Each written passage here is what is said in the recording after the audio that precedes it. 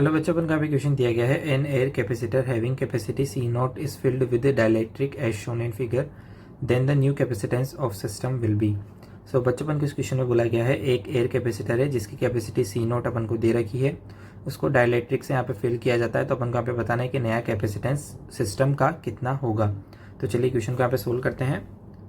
So according to question कुछ इस प्रकार की सिचुएशन अपन को यहाँ पे दे रखी है। ठीक है, तो यहाँ पे जो एयर कैपेसिटर है उसकी कैपेसिटी सी नोट दे रखी है। तो जो एयर कैपेसिटर है उसके लिए यहाँ पे फॉर्मूला क्या हो जाएगा, एप्सिलॉन नोट ए अपॉन डी। ए यहाँ पे इसका एरिया है प्लेट का और डी क्या हो जाएगा, सेपरेशन बिटवीन दी प्लेट्स। ठीक है, अब अपन को यहाँ पे तीन केस दिए हुए हैं। पहले केस में जो डाइलेक्ट्रिक है उसकी वैल्यू 3 दे रखी है, दूसरे केस में डाइलेक्ट्रिक की वैल्यू 6 दे रखी है और तीसरे केस में यहाँ पे डाइलेक्ट्रिक की वैल्यू 4 दे रखी है। तीनों केस आपको इस डायग्राम के अंदर दिख रहे होंगे। ठीक है, तो मैंने तीनों के लिए यहाँ पे क्या कर लिया, सबसे पहले कैपेसिटेंस इनका कैलकुलेट कर लिया। तो C1 के लिए मैं बात करूँ dielectric K is equal to 3 के लिए, तो यहाँ पर प्लेट का एरिया A/2 है, डिस्टेंस D/2 है। तो इसको आप जब सोल्व करेंगे तो आपके पास जो C1 है उसकी वैल्यू आ जाएगी 3C नोट।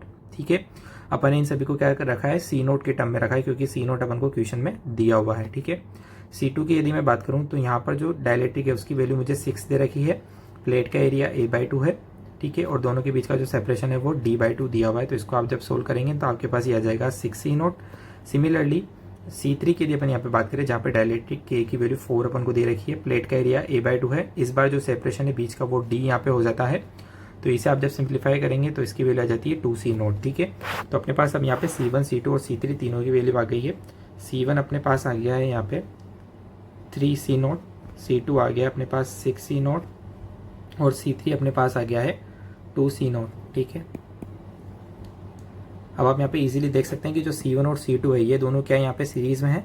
तो पहले अपन इन दोनों का इक्विवेलेंट यहाँ पे निकाल लेते हैं। मैं C इक्विवेलेंट इसको बोल देता हूँ। C1 और C2 के लिए तो आ जाएगा 3 × 6 डिवाइड बाय 3 + 6, तो ये हो गया 18/9 which is equal to 2C naught. ठीक है, ये C इक्विवेलेंट आ गया मेरा 3 और 6 वाले का। अब यहाँ पे जो है 2C नोट आया है और ये वाला जो 2C नोट है ये दोनों क्या हो जाएंगे, पैरेलल में हो जाएंगे। तो इनका मैं C इक्विवेलेंट यहाँ पे निकाल लेता हूँ, इसको मैं डैश बोल देता हूँ। तो ये हो जाएगा 2C naught plus 2C naught which is equal to 4C naught. ये हमारे सिस्टम का नया कैपेसिटेंस हो जाएगा। तो आपका जो ऑप्शन नंबर डी है वो क्या हो जाएगा, इसमें करेक्ट हो जाएगा। Thank you.